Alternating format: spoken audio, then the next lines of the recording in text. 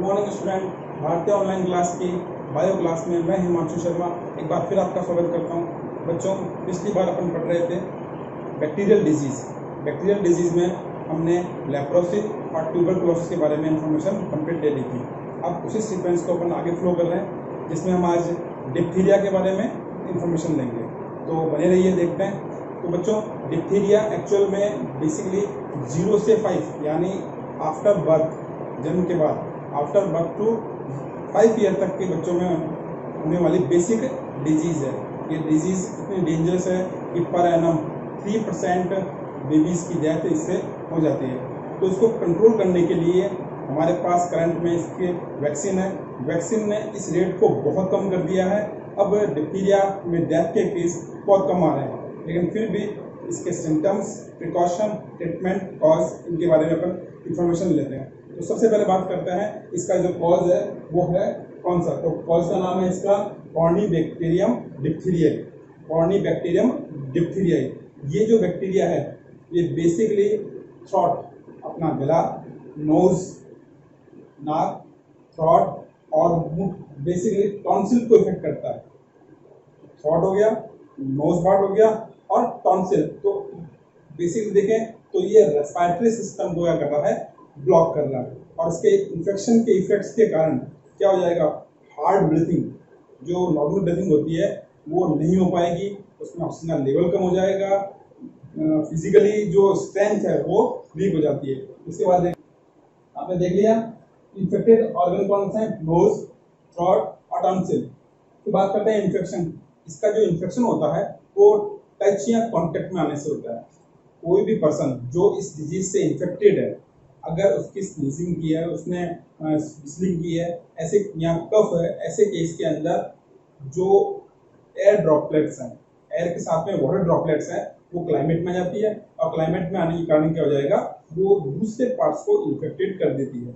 अब जैसे ही कोई हेल्दी पर्सन उनके कांटेक्ट में जाएगा तो ऐसा होने पर क्या होगा, वो उसके से इन्फेक्टेड हो जाएगा और इन्फेक्शन के थ्रू आउट डिजीज का ट्रांसमिशन होता रहता है। तो यहाँ सबसे जो पहले हमको रिकॉर्ड करना है अपने आप को, वो इससे करना है कि हमें इन चीज़ों को टच या कांटेक्ट में आने से रोकना है। तो उसके लिए जैसे आप देख रहे हो, कोविड के लिए गवर्नमेंट की एडवाइजरी है, उसमें बार बार हाथों को हैंड वॉश करने के लिए परमिट कर रहे हैं। उसके अलावा सैनिटाइजर का यूज, और उसके अलावा बेसिकली अपन देखते हैं कि अनवांटेड मटेरियल है उनको कांटेक्ट में नहीं रहना है, या personalize pen, pencil, eraser, doctor, ये सब कैसे होनी चाहिए, पर्सनलाइज। इस टाइप से इन्फेक्शन को कंट्रोल कर सकते हैं। अब इसका जो सिम्टम्स है डिप्थीरिया का, वो अभी आपको देखो किसका इन्फेक्शन कहाँ हो रहा है, नोज पार्ट में हो रहा है, पार्ट में हो रहा है, टॉन्सिल में हो रहा है। तो इसका इफेक्ट कहाँ होगा, अगर नोज की बात करें तो ब्रीथिंग में प्रॉब्लम जनरेट होगी, अगर थ्रॉट की बात करें, गले की बात करें तो ये ब्लॉक होने लग जाएगा, और टॉन्सिल की बात करेंगे तो इसमें स्वेलिंग आएगी। स्वेलिंग आने पर भी क्या हो जाएगा, जो रेस्पिरेटरी इनटेक प्रोसेस है उसके अंदर ब्लॉकेज या उसमें थोड़ा सा रेस्पिरेशन में प्रॉब्लम जनरेट होने लग जाएगी। तो देखो इसमें सोर थ्रोट हो गया, फीवर इसका भी सिम्टम होता है। इसके अलावा स्वेलो लिम्फ, जो लिम्फ नोड्स होते हैं, टॉन्सिल है, उनमें स्वेलिंग आ जाती है।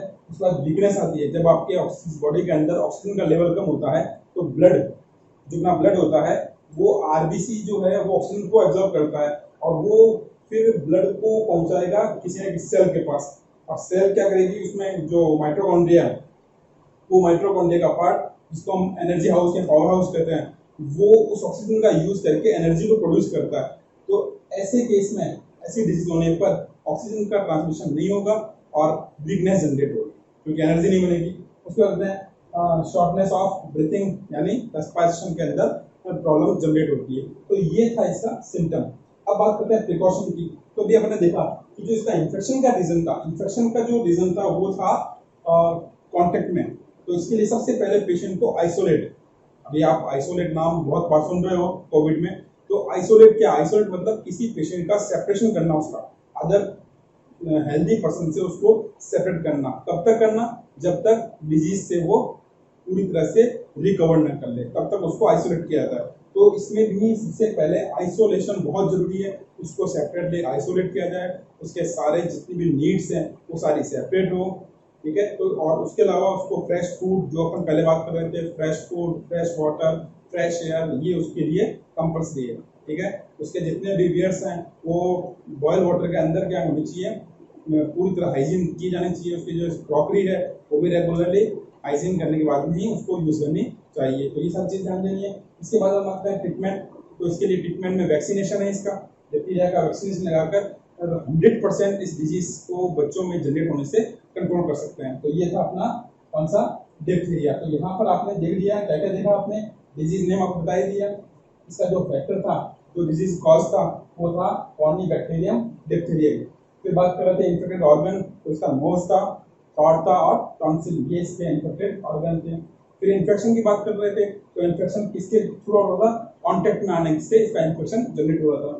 फिर बात कर रहे थे अपन सिम्टम्स की, तो सिम्टम्स के अंदर क्या था, ये थ्रॉट ब्लॉकेज था इसके अंदर, उसके बाद में फीवर था, फिर उसके जो स्वेलो, कहाँ पर आई थी स्वेलो, लिम्फ नोड्स में, यानी टॉन्सिल में स्वेलिंग आ गई थी, वीकनेस थी, ब्रीथिंग शॉर्टनेस थी, ये सारी चीजें जनरेट हो रही थी। फिर अपन बात कर रहे थे इसके अंदर प्रिकॉशन, तो प्रिकॉशन में आइसोलेशन और एंटी बैक्टीरियल मेडिसिन इसमें ट्रीटमेंट में काम आती है, और वैक्सीनेशन इसका बेस्ट प्रिकॉशन है, जिससे बेबीज में बर्थ बेबीज के अंदर क्या होता है, डिजीज जनरेट नहीं हो पाती, इसको रिकवर कर सकते हैं।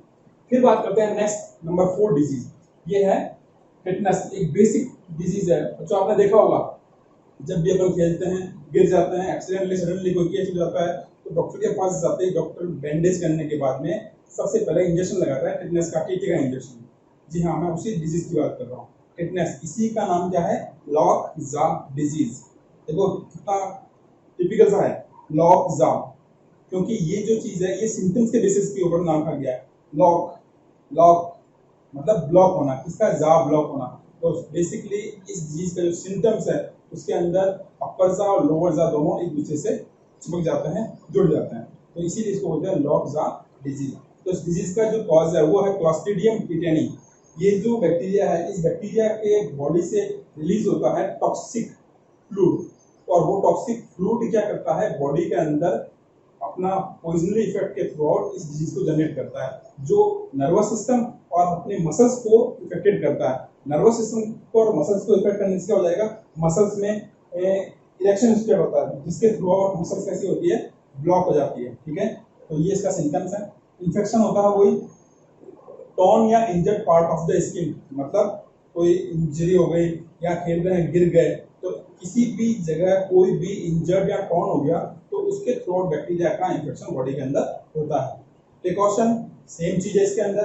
प्रिकॉशन में भी सबसे पहले ये ध्यान देना है कि किसी भी जगह कुछ भी अगर इंजर्ड पार्ट हो जाता है तो टिटनेस का इंजेक्शन लगाना है।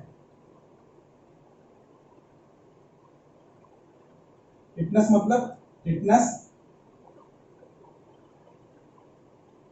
टॉक्साइड, टिटनेस टॉक्साइड इसमें इफेक्टेबल होता है। और उसके बाद में मेडिसिन के अंदर इसका प्रिकॉशन में ट्रीटमेंट में बात करें, ट्रीटमेंट की बात करेंगे तो टिटनेस एंटी टॉक्सिन, ये इसमें ट्रीटमेंट के लिए बेस्ट इफेक्ट होता है।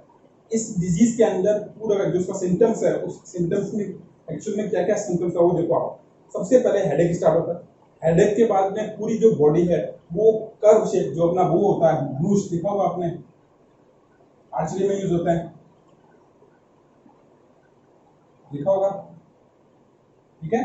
तो बॉडी का पार्ट भी इस टाइप का सा कर्वी हो जाता है, और कर्वी होने पर जो हाथ पैर है वो ब्लॉक हो जाएंगे, जा लॉक हो जाएगा, और धीरे धीरे क्या हो जाएगा, जो उसकी रेस्पिरेटरी सिस्टम है थ्रोट के वो ब्लॉक हो जाएगी, और ह्यूमन की डेथ हो जाती है। तो ये टिपिकल डिजीज है। इस डिजीज को पूरी तरह कंट्रोल कर सकते हैं केवल किससे, इसका प्रिकॉशन में इसका टीका है, जो वैक्सीनेशन है, तो अगर वैक्सीनेशन करवा लेते हैं तो उससे डिजीज होने के चांसेस बिल्कुल नहीं रहते।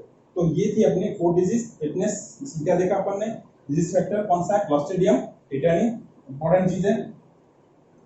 इसी के टॉक्सिक फ्लूइड के थ्रू आउट ये डिजीज जनरेट होती है, जो इफेक्ट करती है इसको, स्केलेटल मसल्स और नर्वस सिस्टम को इफेक्ट करती है। तो ये थी अपनी फिटनेस डिजीज। ओके, तो शुरू करते हैं नेक्स्ट डिजीज, निमोनिया। बच्चों ये जो डिजीज है निमोनिया, ये बच्चों में, छोटे बच्चों में और ओल्ड एज पर्सन में होने के चांसेस इसके ज़्यादा रहते हैं। रीज़न क्या होता है, क्योंकि इस एज के अंदर इम्यूनिटी पावर कम होती है, इसलिए ये डिजीज़ का इन्फेक्शन इन लोगों में ज़्यादा होता है। तो शुरू करते हैं सबसे पहले इस डिजीज़ का जो फैक्टर है वो है डिप्लोकोकस न्यूमोनिया। ये डिप्लोकोकस ग्रुप से बिलोंग करने वाला बैक्टीरिया है जो लंबा एक पेड़ बार शेप के अंदर डिजाइन होता है। ठीक है, इस डिजीज के इस बैक्टीरिया के इफेक्ट से जो ऑर्गन इन्फेक्टेड होते हैं वो होता है गॉल ब्लैडर, लीवर, लंग्स। यहाँ लंग्स को मैं ज़्यादा मेंशन करूँगा, लेकिन इसका जो इफेक्ट होता है ना वो लीवर और गॉल ब्लैडर पर ज़्यादा होता है। यहाँ पर सेप्टिसीमिया इनके अंदर जनरेट होता है। बट निमोनिया के कारण जो डेथ होती है वो लंग्स फेल होने के कारण होती है, लंग्स ब्लॉक होने के कारण से होती है। तो इनके अंदर सेप्टिसीमिया होना एक कॉमन इसका सिम्टम्स है। जो इसमें बेसिक सिम्टम्स में है उसमें चिलिंग, बहुत ज़्यादा ठंड लगती है, चिलिंग होती है, साथ के अंदर फीवर, हाई ग्रेड फीवर होता है, प्लस सेप्टिसीमिया मैंने आपको बताया है लीवर और गॉल ब्लैडर में सेप्टिसीमिया हो जाता है। उसके बाद में बर्निंग होती है, पूरी बॉडी के अंदर बर्निंग कंडीशन सी और सेंसेशन सी जनरेट होती है। उसके बाद में आपको जो चेस्ट पेन, चेस्ट में पेन, चेस्ट में ब्लॉकेज, चेस्ट में ब्लॉकेज से सिस्टम जनरेट होते हैं, जैसे कि रेस्पिरेटरी प्रॉब्लम जनरेट होती है। उसके बाद में लो इम्यूनिटी जनरेट होती है और ब्रीथिंग डिफिकल्टीज इसके अंदर कॉमन सिम्टम्स है। तो ये वो इफेक्ट है जो बेसिकली कोल्ड और फ्लू के होते हैं। एक्चुअल में निमोनिया की स्टार्टिंग जो होती है वो कोल्ड और फ्लू से होती है, धीरे धीरे उसका इफेक्ट जनरेट होगा तो वो कंडीशन इन ऑर्गन के ऊपर शो ऑफ होती है और यही फिर फ्यूचर के अंदर निमोनिया के टाइप में अपने आप को शो ऑफ करती है। फिर बात करते हैं इसमें जो प्रिकॉशन है, तो प्रिकॉशन देखो इन्फेक्टेड ऑर्गन ये है, इन्फेक्शन होता है कांटेक्ट में आने पर, तो यहाँ उसका जो प्रिकॉशन है वो प्रिकॉशन यही है कि ज़्यादा जहाँ पर रश हो वहाँ उस पार्ट को अवॉइड करना है, यही इसका सबसे बेस्ट प्रिकॉशन। बाकी सारे प्रिकॉशन बैक्टीरियल डिजीज के सारे कॉमन है जो हम पढ़ते हैं, वो ये तुमको उसको मेंशन करना। ट्रीटमेंट निमोनिया के लिए एंटी बैक्टीरियल मेडिसिन ही बेस्ट ट्रीटमेंट है। एंटी बैक्टीरियल मेडिसिन, केयरिंग, ये दोनों चीज़ें इस डिजीज को क्या कंट्रोल कर सकती है। बाकी ये बच्चों के लिए डेंजरस डिजीज होती है, ज़्यादा फीवर, ज़्यादा कंडीशन हायर होने पर निमोनिया का इन्फेक्शन अगर बहुत ज़्यादा हो जाता है तो उसके इफेक्ट से जो नेल्स होते हैं वो पर्पल या ब्लू कलर के होते हैं, लिप्स पर्पल या ब्लू कलर हो जाते हैं।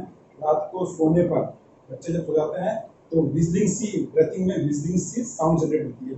तो ये निमोनिया का इफेक्ट था। तो ये था निमोनिया। अब नेक्स्ट जो बैक्टीरियल डिजीज है वो है डायरिया। तो डायरिया आपने नाम सुना होगा, गर्मियों की एक नॉर्मल डिजीज है, इसमें लूज मोशन और वॉमिट ये दोनों जनरेट हो जाती है। उसी का एक पैटर्न है डायरिया, जिसके अंदर वॉमिट के चांस कम होते हैं बट लूज मोशन ज़्यादा होता है। लूज मोशन के साथ साथ म्यूकस और म्यूकस के साथ साथ कभी कभी ब्लड भी इसमें निकलने लग जाता है। तो ये डायरिया का प्राइमरी सिम्टम है। तो शुरू करते हैं डायरिया। डायरिया जो डिजीज है उसका जो कॉज है वो है साइजेला ग्रुप के बैक्टीरिया। साइजेला बैक्टीरिया ग्रुप है, इस ग्रुप के मेंबर्स क्या करते हैं, इस डिजीज को जनरेट करते हैं। इसका जो ट्रांसमिशन होता है वो होता है जो वेस्ट, जो अनप्योर वाटर है या वेस्टेड फूड है या फिर बाहर का जो अपन खाते हैं फूड के इफेक्ट से क्या होता है, इसका ट्रांसमिशन ज़्यादा होता है। जितना भी बाहर खुला हुआ फूड होता है, पैक फूड नहीं हो, ओपन फूड है, जितना भी है जो फ्लाइज के थ्रू आउट इन्फेक्टेड हो चुका है वो फूड इसका सबसे बड़ा रीजन होता है। बच्चों के अंदर कॉमन है कि बच्चे बाहर ज़्यादा खाना पसंद करते हैं और इसी कारण बच्चों के अंदर डायरिया होने के चांसेस ज़्यादा होते हैं। ठीक है, अब इसका जो कॉज बता दिया मैंने, इसका जो सिम्टम्स है, सिम्टम वो बताया कि मोशन, ब्रीथिंग प्रॉब्लम जनरेट होती है, फिर वीकनेस आएगी, फिर फूड इनटेक प्रोसेस ब्लॉक हो जाएगी यानी एपेटाइटिस प्रॉब्लम जनरेट होती है। तो ये सारे इसके सिम्टम्स हैं। और जो मेजर है वो है कि वेस्ट के साथ में, मोशन के साथ में म्यूकस और ब्लड सेक्रेशन होने लग जाता है। तो ये आप मेंशन करना। फिर इसके अंदर प्रिकॉशन, प्रिकॉशन में हमेशा fresh food, fresh water, fresh climate में ही किसी भी इन्फेक्टेड पर्सन को रखना चाहिए और हमेशा वाटर को बॉयल कर ही इसको काम में लेना चाहिए। इसी का ये सबसे बेस्ट है, इसका प्रिकॉशन है। इसके अलावा इसके लिए जो वैक्सीनेशन है वो इसको यूज करनी चाहिए। ट्रीटमेंट जो है वो एंटीबैक्टीरियल मेडिसिन और ORS इसके लिए बेस्ट ट्रीटमेंट है, जिससे क्योंकि डायरिया के इफेक्ट से बॉडी के अंदर इलेक्ट्रोलाइट्स की डिफिशियंसी होती है। इलेक्ट्रोलाइट्स कौन से हुए, sodium, potassium, calcium, magnesium, zinc, ये सारे इलेक्ट्रोलाइट्स है। अगर इनकी डिफिशियंसी होती है तो इनके ये जिस ऑर्गन को डिपेंडेंसी रहती है, जिन ऑर्गन पर इनकी डिपेंडेंसी रहती है, वो धीरे धीरे ऑर्गन ब्लॉक हो जाएंगे, ऑर्गन काम करना बंद कर देते हैं। तो यहाँ इसको मेंशन हमने कर लिया। तो इलेक्ट्रोलाइट्स का बैलेंस करने के लिए ORS बेस्ट सप्लीमेंट है कब, इन्फेक्शन होने के बाद। फिर नेक्स्ट देखते हैं अपन नंबर 7 जो बैक्टीरियल डिजीज है वो है मेनिंजाइटिस, यानी ब्रेन, अपना जो ब्रेन होता है उस ब्रेन के ऊपर 3 लेयर होती है, ड्यूरामेटर, पायामेटर, एरेक्नॉइड, ये तीनों लेयर है। इन लेयर्स के अंदर अगर बैक्टीरिया का इन्फेक्शन हो जाए तो जो डिजीज जनरेट होती है वो डिजीज होती है मेनिंजाइटिस। ठीक है, इसका जो कॉज है वो है नाइसीरिया मेनिंजाइटिस, ये इसका डिजीज कॉज है। जो इसका इन्फेक्टेड ऑर्गन है, अब देखो मैंने बताया 3 लेयर है, ड्यूरामेटर, पायामेटर, एरेक्नॉइड, इनके बीच में गैप है, गैप में इनबिल्ट होता है फ्लूइड। ठीक है, तो ये तीनों लेयर प्लस ये फ्लूइड, ये इसका इन्फेक्टेड ऑर्गन है। तो तीनों लेयर कहाँ प्रेजेंट होगी, ब्रेन में, और सेम तीनों लेयर प्रेजेंट होती है स्पाइनल कॉर्ड में। तो brain layer plus spinal cord और इनमें भरा हुआ फ्लूइड, ये इसका इन्फेक्टेड ऑर्गन है। तो ये हो गया इसके इन्फेक्टेड ऑर्गन। अब इसका सिम्टम क्या होता है, तो हेडेक है, फिर इसको बोलते हैं अपन डिप्रेशन है, फिर इसमें आता है कि हार्ट बीट कंट्रोल नहीं रह पाती है।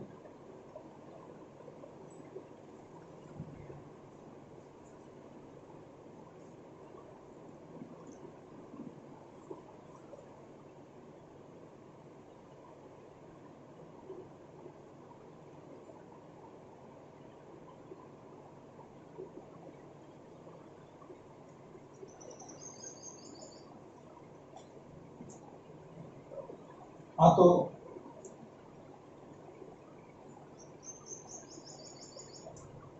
इसका इन्फेक्टेड ऑर्गन है, ब्रेन है, स्पाइनल कॉर्ड है और स्पाइनल फ्लूइड है, जो मैंने आपको बताया। तो ये इसके इन्फेक्टेड ऑर्गन है। इसका जो सिम्टम होता है वो हाई ग्रेड फीवर है, बहुत तेज फीवर होता है। फिर क्या होता है, इरिटेशन होता है, फिर इसमें हेडेक स्टार्ट हो जाती है, वीकनेस आती है, डलनेस आती है। ठीक है, ये इसके वॉमिटिंग हो जाती है, ये इसके बेसिक सिम्टम्स हैं। जैसे ही बैक्टीरिया का इन्फेक्शन होता है, इन्फेक्शन होने के 2 से 10 डेज के अंदर अंदर क्या होता है, ये डिजीज के सिम्टम से जनरेट होते हैं। तो जैसे ही प्राइमरी सिम्टम जनरेट हो, तुरंत ही डॉक्टर के साथ में इससे कांटेक्ट करना चाहिए ताकि इस डिजीज को स्टार्टिंग में ही कंट्रोल कर सके। इसके लिए जो प्रिकॉशन है वो प्रिकॉशन है कि आइसोलेशन बहुत जरूरी है। आइसोलेट, पेशेंट को सेपरेटली आइसोलेट कर देना चाहिए। उसके जितने भी अपने पुरानी बैक्टीरियल डिजीज पड़ी है, उन डिजीज के अंदर देखा अपने कि उसके जितने भी गारमेंट्स हैं, उसकी जो क्रॉकरी हैं, वो सारे बॉयल वाटर से क्लीन करने चाहिए। फिर उसको फ्रेश फूड, ये सारी चीज़ें होनी चाहिए। उसका जितना भी वेस्ट है वो सारा का वेस्ट अंडरग्राउंड कर देना चाहिए, मतलब मिट्टी के अंदर दबा देना चाहिए। उसका पर्टिकुलर प्रोसेस के थ्रू उसको डिस्ट्रॉय करना चाहिए। तो ये सारी वो चीज़ें हैं जिसके थ्रू हम डिजीज से प्रिकॉट कर सकते हैं। उसके बाद ट्रीटमेंट की बात करेंगे तो जितनी भी बैक्टीरियल डिजीज होती है उनके अंदर एंटी बैक्टीरियल मेडिसिन ही सबसे बेस्ट पावरफुल है। तो एंटी बैक्टीरियल मेडिसिन का यूज करके इस डिजीज को कंट्रोल किया जा सकता है। तो बच्चों, ये जो अपन ने बैक्टीरियल डिजीज के बारे में इंफॉर्मेशन ली है, अब तक अपनी 8 डिजीज हो चुकी है। सबसे फर्स्ट अपन ने की थी लेप्रोसी, सेकंड की थी अपन ने ट्यूबरक्लोसिस, फिर अपन ने थर्ड की डिप्थीरिया, फोर्थ की अपन ने टेटनस, फिर निमोनिया कर लिया, फिर अपन ने डायरिया कर लिया, और अब अपन ने कर लिया 7 नंबर पे मेनिंजाइटिस। तो ये डिजीज अपनी कंप्लीट होती है। तो नेक्स्ट अगली क्लास में अपन चालू करेंगे।